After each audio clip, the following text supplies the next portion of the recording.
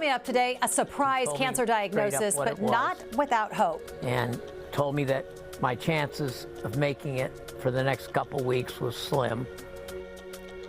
Coming up today, a surprise cancer diagnosis, but not without hope. How this Olympic coach persevered.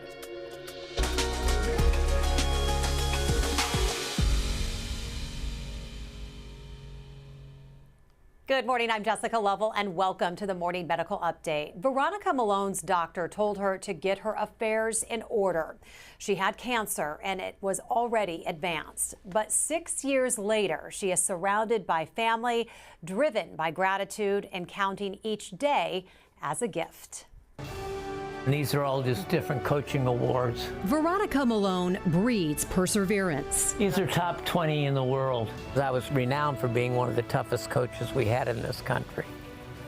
But I was fair. This was from Paraguay. I was supposed to help shape their swimming program, but also their Olympic effort, which I did. Through many decades, Veronica was considered one of the top swim coaches in the nation. This is the U.S. Swimming Award, and probably the highest award I've ever won. She trained 7 athletes for the Olympics. She produced 4 gold medalists, including Shannon Freeland. She gave me her Olympic flag. Each athlete gets one of these. But retirement gave her more time with her 3 daughters and her grandkids. Until one day she noticed something was off. She decided to get it checked out. I thought I really just had spinal cord problems. Veronica thought it was just years of wear and tear on a coach's body. She was wrong. She was referred to the University of Kansas Cancer Center, where Dr. Joseph McGurk diagnosed her with acute myeloid leukemia, a rare and aggressive form of blood cancer. It was kind of shocking because he first told me I had AML, and he explains it, acute myeloid leukemia. I said, well, what's the prognosis? He said, it's not real good, you're pretty advanced. And so he suggested I make sure I have all my affairs in order. Her situation was dire. But then Veronica remembered just how hard she used to push her athletes. Their battle to get toward their dreams saved me some nights because I just wanted to die. There were a few nights that I just said, I hope I don't wake up tomorrow. Dr. McGurk started Veronica on aggressive chemo and told her that in order to survive, she'd need a bone marrow transplant. My goal was to make it to Thanksgiving, and we had a 50th wedding anniversary coming up, and I wanted to be here for it. Veronica got her bone marrow transplant, and she got that Thanksgiving. If I could just see one more Thanksgiving, one more Christmas, I thank God for that. Now I've seen 3 of each. Her journey hasn't been without setbacks and complications, but Veronica knows how lucky she's been. I've always lived forward, not backwards, so I don't spend a lot of time looking behind what I accomplished. It was about what was next to do. And what it's like to truly be alive. And Coach Veronica Malone is here with us now alongside Dr. Joseph McGurk. Dr. McGurk is the Division Director of Hematologic Malignancies and Cellular Therapeutics, as well as the Medical Director for Blood and Marrow Transplants here at the University of Kansas Cancer Center.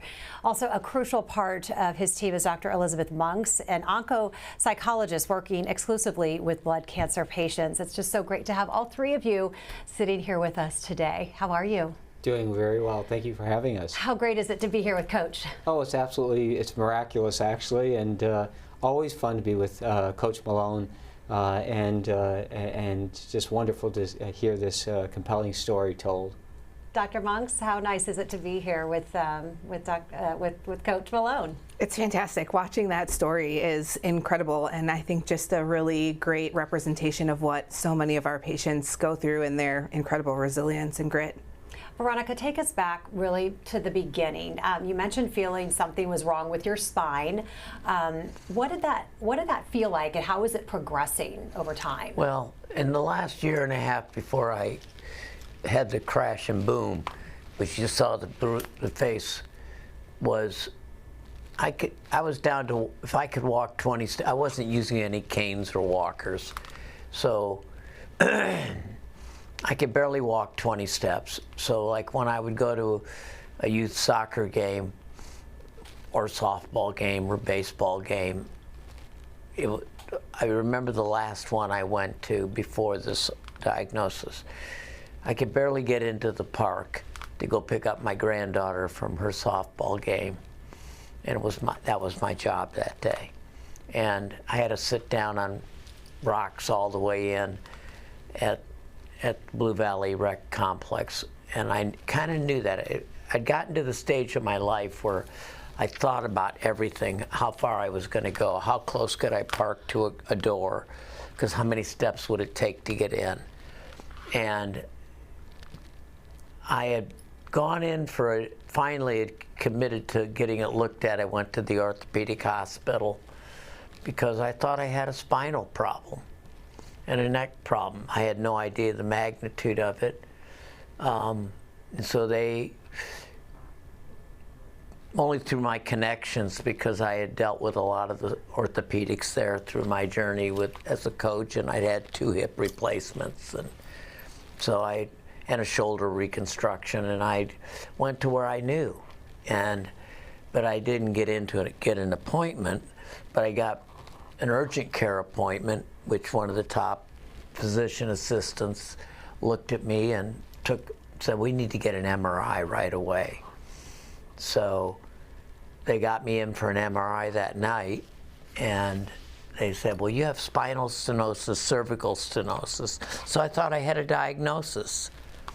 And went home, and I said, what's the next step? He said, well, we're going to try to get you in to see this specific doctor. And that was like 8-10 weeks later, and I was going, I'm miserable.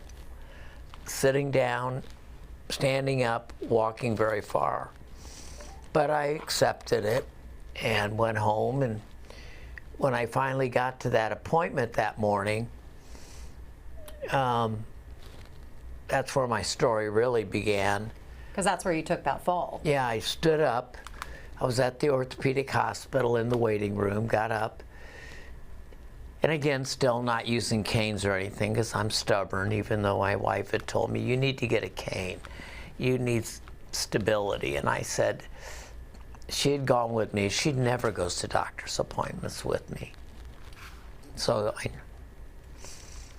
So got up that morning from the waiting room, walked back to the consultation room, leaned over to put my purse down, and that was a blitz across the consultation room into a marble windowsill and smashed my head and splattered on the floor. And from there, I was, obviously it's a head wound, so you're bleeding profusely, and and I said, well, what do we, because I was conscious, I said, what do we do now? And he said, well, because I figured I'm at a hospital, they'll just patch me back up, and I want to meet with this doctor over this spinal problem. And we have a picture that you actually shared of this bump on your head. This is what they took you to the hospital. That's, I think, a few days after I got admitted to KU, yes. And I had black eyes for a couple months after that. They didn't go away, and but they said, well, we're going to call EMT, and they took me to St. Luke's South, which is where I really began the journey. And the medics, I guess, took a blood sample during my ride over and immediately sent it to their lab, and they come back in, they said, do you know you have leukemia? And I said, no. And he said, well, we'd like to do a bone marrow biopsy.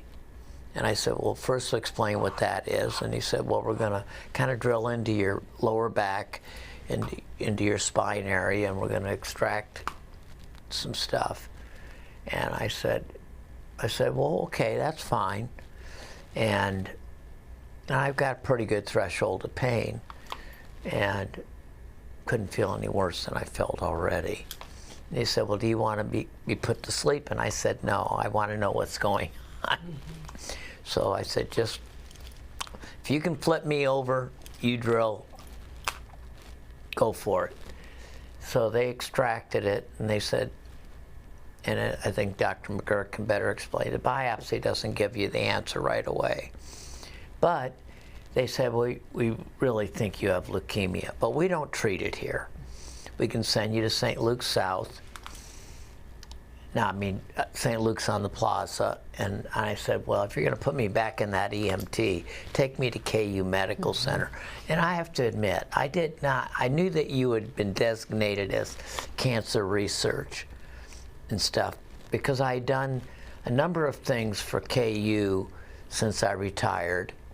I had spoken in 2019 at their leadership series, and I had done a presentation at the nursing schools and a number of panel discussions for your Trans Health Clinic. So I've been engaged.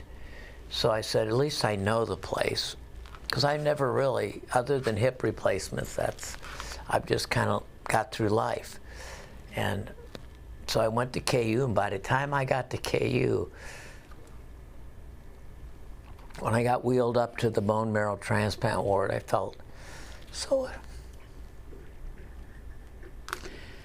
sorry, it's emotional. If you can feel at home, I felt at home. A room was ready for me, and I had no idea whether I'd be in a ward, a room, whatever. But I immediately was put into the, I guess you guys call them a ward, you know what I mean? And they had explained to me on the way down, it's a, you know, secure place, and, you know, it's, so they took me up, and then my only concern was, because being a transgender woman, you get worried about all medical care, to be perfectly honest with you. And so I got put in my room. My wife followed me. And they came in and started addressing what was in my face and checking to see if they'd gotten it at least put to get back together, and putting ice on it, and what can they do. And took their own blood tests. And then that night, Dr. McGurk comes in, or late in the day, I don't track hours. I mean, I had leukemia, and I had no idea what it meant. Other than I knew it was a cancer, and it was a blood cancer, and it was not good. So he came in, and he said, I want to do my own bone biopsy. And I'm going, I got drilled this morning, and it was painful. I said, do I have to do it again? And he said, yes, I want my own. And so we got another bone biopsy done, and within the next 24 or 48 hours, it's not all clear, because it all becomes a blur. And then he came in, and he says, you have AML, but the biggest thing that helped me was he built a road map on the wall. It helped me get a picture, because that's how I think of things, in an orderly fashion. And I'm very much a planner. So, and he laid it out, number of days, number of weeks, almost to a 3-month ordeal. And I'm going, phew, 3 months I'm going to be here? Going, of course, he said, well, you know, we discussed a little bit, and he can better tell you. He says, well, we're not sure whether you'll survive, you know. That's the way I interpreted it, you know. And that was okay. I like being told. I told my athletes exactly the way it was. And that's one of the things they respected about me, was we discussed our plan, and they knew everything that was coming at them. And so that's what I can tell you. I'll let you go to him. Dr. McGurk, what clinical signs showed you that this cancer was advanced when you first met Coach Malone? You know, the degree of bone marrow involvement, the degree of blood involvement, the leukemic cells are spread throughout the body, patient's physical condition at their presentation. So many patients will present with a serious infection, life-threatening infection. Bleeding complications are common, and Coach Malone bled excessively from that fall. So that's not atypical, and you have to worry if they're bleeding in their brain, if they're bleeding out externally. Malaise and fatigue. You know, acute leukemia, acute myeloid leukemia usually comes on like a thunderstorm on a clear day in Kansas. All of a sudden it's here, boom, and a severe thunderstorm. And that's most commonly how acute myeloid leukemia appears. And generally in days to a couple weeks, and patients without treatment would succumb, die from it. There's another route, it's a lesser common route, and that is it smolders over time. And Coach Malone had that latter pathway where the acute leukemia is coming on and over a couple of months. So it's a little bit of a misnomer, almost a subacute presentation, and then and something's not right, and you're waiting for a doctor's appointment. It's 8 to 10 weeks. Most acute leukemia patients could never wait 8 to 10 weeks without having a disastrous outcome. And Coach almost got to a disastrous outcome as she just described to us. And so it's always medical urgency and often a medical emergency. So explain that roadmap that you showed Veronica, literally on that wall. Yes. Because, and what's normally the first line of defense? I mean, again, you're kind of up against time.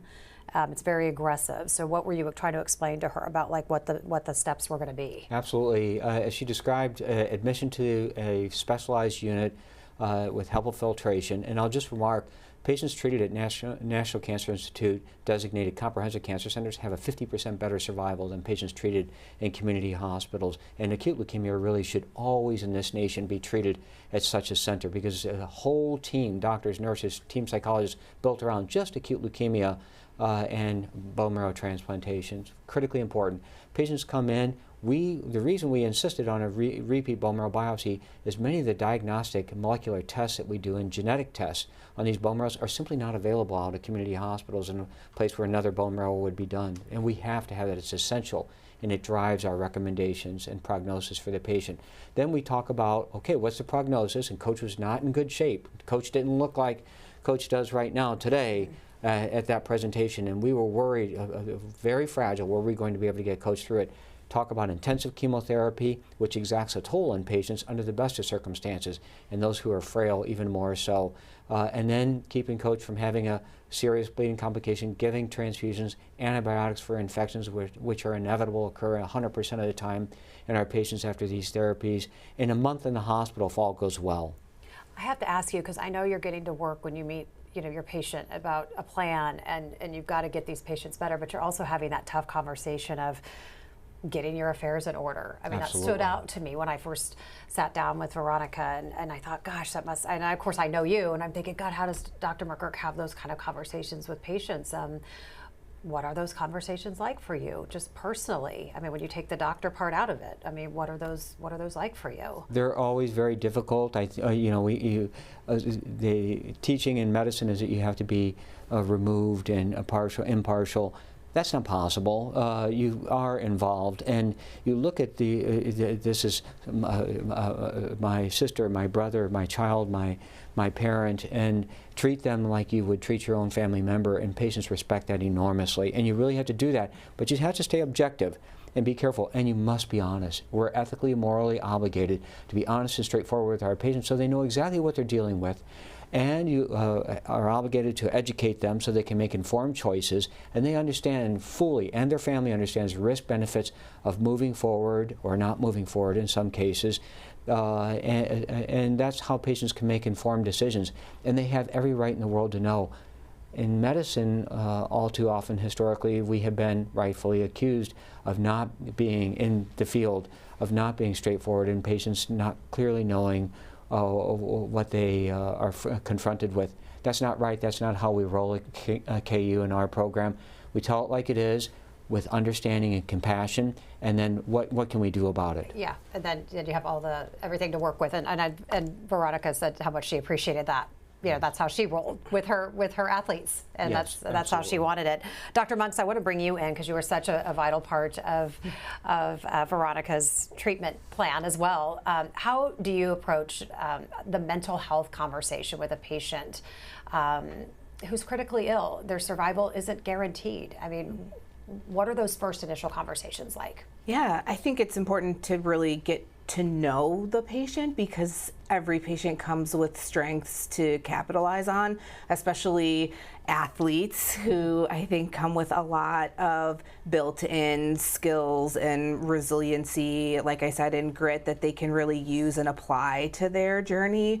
And everyone comes with whatever they come with, whether that's previous experiences, it could be their faith, it could be an exercise routine, it could be incredible family support. So really getting to know the person that's in front of you is kind of the first step, because you're gonna really take what they come with and what they bring to the table and build on that to really help them get through.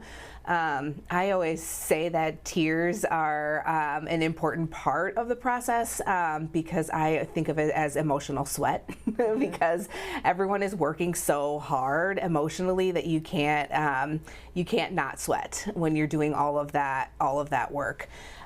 So I really just try to meet patients wherever they are, and then go from there, and help patients understand that health is health, and that there will hopefully be a day that we don't really parse out physical health from mental health, and it will just be health, because the mind and body are intertwined. Absolutely. And so helping patients understand, like, there's a psychologist on this team for a reason, because we value taking care of the person as a whole. Veronica admitted there are times she didn't want to wake up.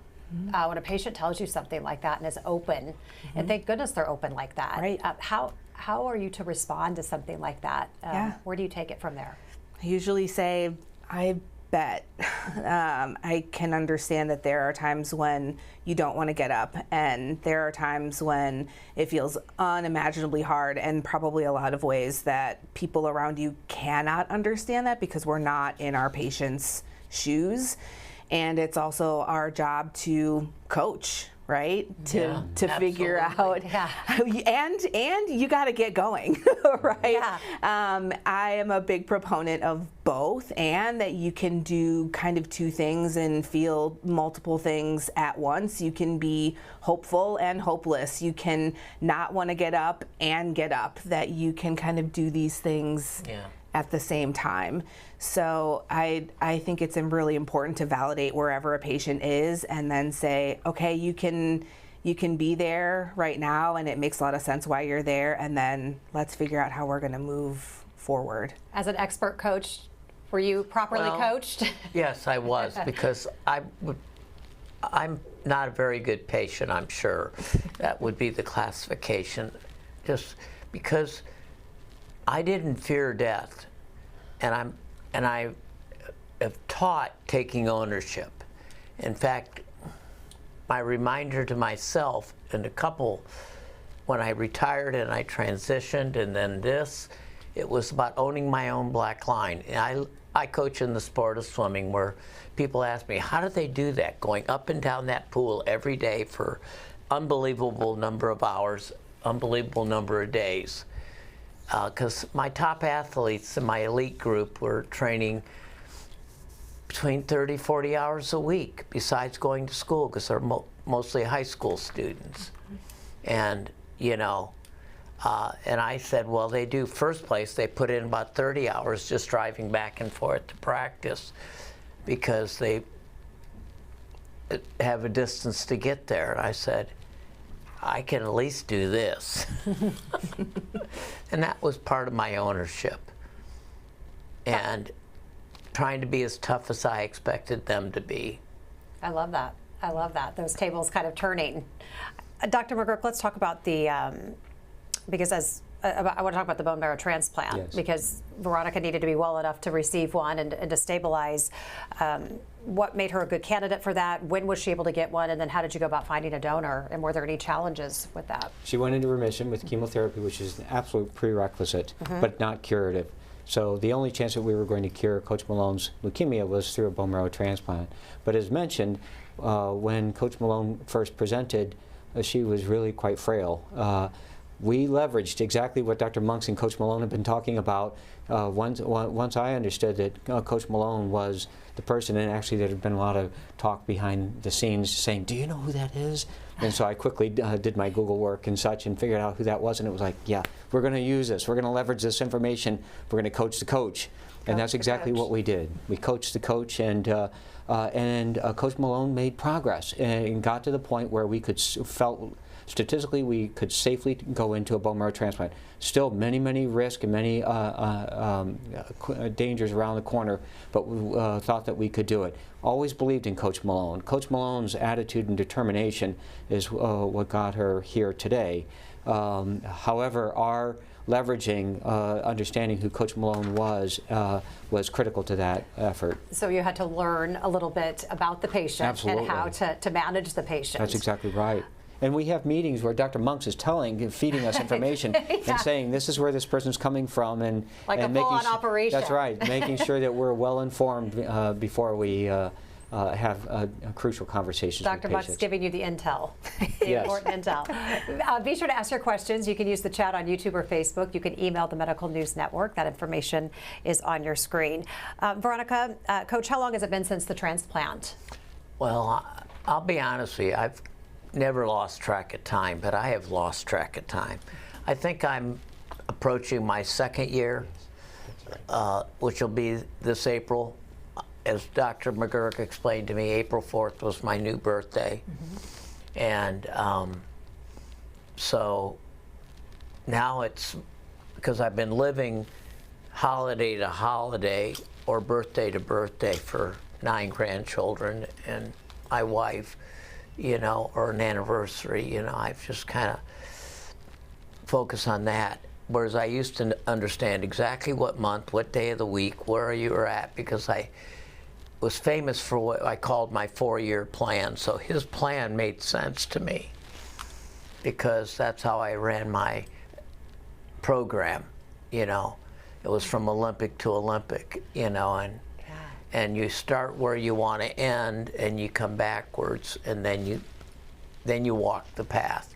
So it made total sense to me. So I was a somewhat compliant patient. I'm sure a difficult one because I didn't like being cooped up, and it was a little shocking. I had never been, ever since I left home, because I left home when I was about 16, and that's when I felt pretty horrible. And then I haven't felt like that since. And now you're just taking it day to day? Are you living life differently? How are you living life differently? Well, I'm trying to get back to where I feel like I can plan and live forward. Because that's how I've lived life. I don't spend much, people say how many Olympians you have or what have you, national records or American. I don't know that stuff. They were results that, like with his patients, they succeeded and you move on to the next one. And that's how I've coached and lived. So reflecting backwards is not natural for me. Other than immediately after I finish something, I look back, what I did right, what I did wrong, what did I learn, and then I go forward. And I think that was my strength to getting through this. Yeah, that's an interesting lesson for all of us. Mm-hmm. On that note, Dr. Monks, a lot of patients have the possibility of a relapse, mm-hmm. you know, in their mind. How do you help patients through that? You know, some type of setback. Mm-hmm. How do you help them? I mean, I think move forward and stay looking forward. Veronica has the exact, I think, right approach and sort of algorithm, I think, which is attempting to try to be as present focused as possible. I think that's easier said than done because fear of recurrence is a very real worry that every every patient that cancer touches has. It's kind of like a cloud that just hangs over you. Yeah. And I always say, but the sun is still out, and some days you can see it and some days you can't, and some days are harder than others. But this approach of trying to be present and trying to be mindful, I think, is what we try to encourage, and then getting to a place where you can start looking forward. Because our patients do so much work to get to a place where they've got their cancer in remission, under control. Yeah. I'm always thinking, after a stem cell transplant, you have earned this.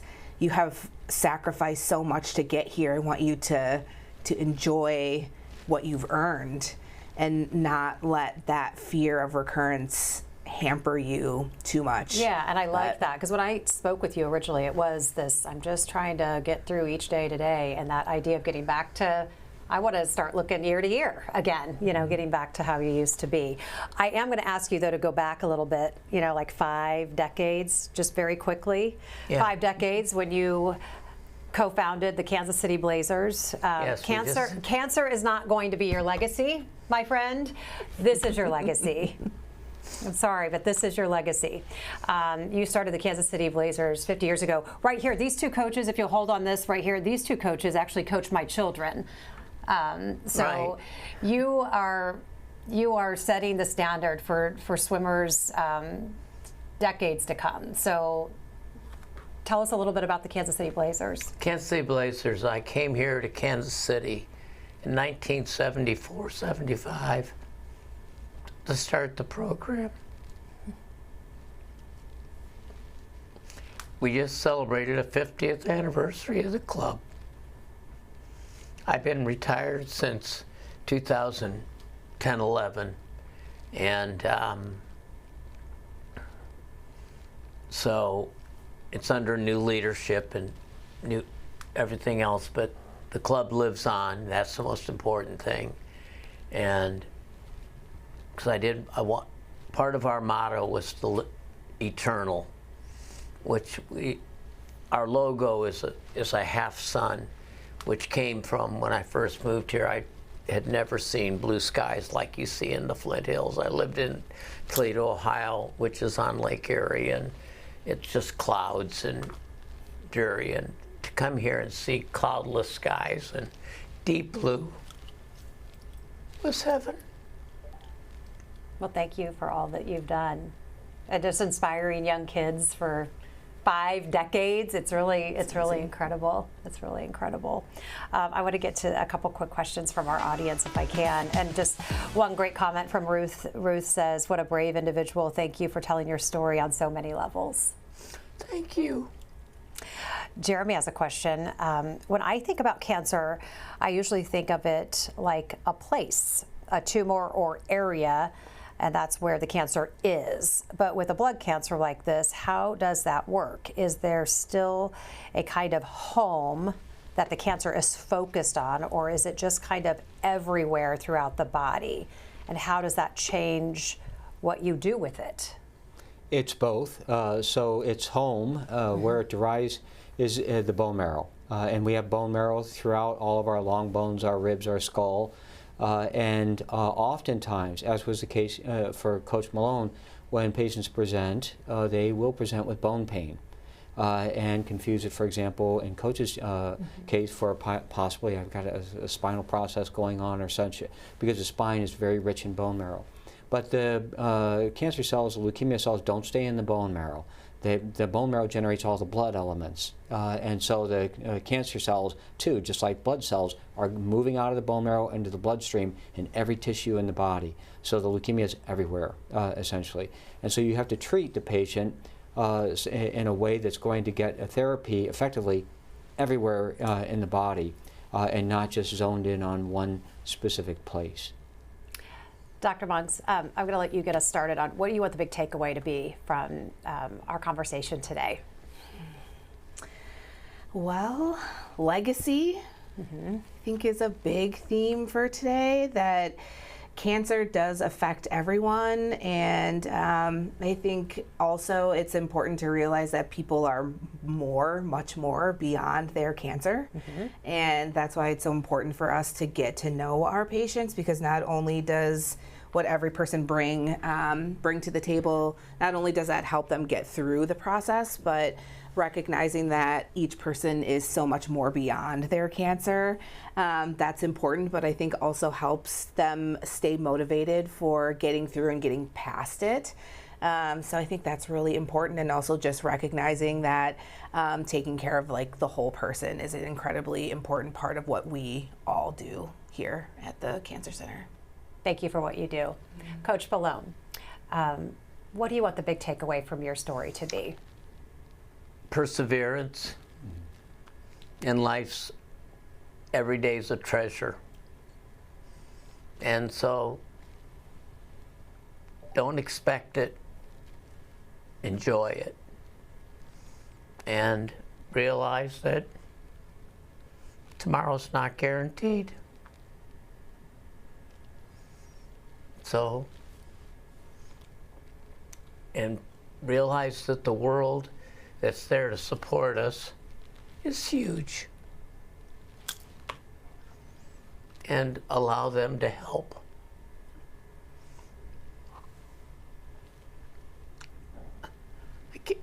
I couldn't have done it without them. They believed in me. And it was easy to believe in them, because they came to the table with a plan, and they came to the table with answers. Sometimes I didn't like them. But information is a treasure, and it's what you do with it. So I say thank you to KU Medical Center, Dr. McGurk and his research, and his team, and Dr. Monks with their emotional support, and with you for taking the time to still tell the story. I wish, because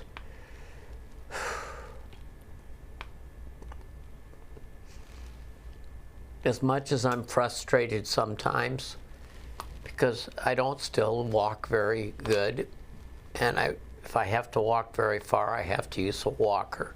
And that's, none of those things are part of my MO, but they are now. And I had to learn to be proud of it. So putting the walker in the back of each of the cars we own, we have one in each car, so whatever car we take, if it's going to be more than a short distance, I have to use it just for safety. And I'm just blessed that I have this opportunity to watch my grandchildren grow up. Hopefully I make sense. I'm sorry. You make a lot of sense. And we're so lucky to have you here with us today, and we're just so happy that you wanted to share your story with us. And Dr. McGurk, thank you for introducing us to Coach Bellone. Yes, of course. It's a pleasure. What do you want the takeaway to be from this story? I think getting the message out to patients about perseverance and what Coach Bellone just spoke to is critically important. I think it's also critically important to understand that we are absolutely in a revolution in cancer therapeutics right now. We're seeing cures in patients who had absolutely no chance of being cured 5 and 10 years ago. It's an extraordinary time. Coach did relapse after the bone marrow transplant. That wasn't mentioned. And we identified a specific genetic mutation in our cancer center that we found a targeted drug for, gave to Coach, put Coach back in complete remission, and Coach remains in complete remission today. Prognosis is very good. That kind of scientific effort and undertaking is critically important, and oftentimes only available in an NCI comprehensive cancer center like our own cancer center. I would say to the audience what I would say to my own family member if they were sitting here with me today and they had a serious life-threatening disorder like cancer, and certainly a leukemia, is get to the best place you possibly can. Do your homework, do it quickly, and go where there is a team who are completely focused on your specific disease and are on cutting edge in doing research like our own center, outcomes are significantly better. Dr. McGurk, thank you so much for all the work you do. Thank you all for being with us today. Thank you. Thank you, Jess. Great conversation. Thank you to our guests. Thank you to our audience for being with us, and we will see you back here tomorrow. When you sleep, your body and your brain rest and repair themselves. But for Eli Meese, sleep was something he dreaded. I'm Alexis Del Cid. On the next All Things Brain Health, learn why bedtime marked the most terrifying part of his day and how doctors fixed his problem. Tuesday at 8 a.m. Subscribe to our morning medical update and open mics with Dr. Stites podcast. Now, everywhere podcasts are available.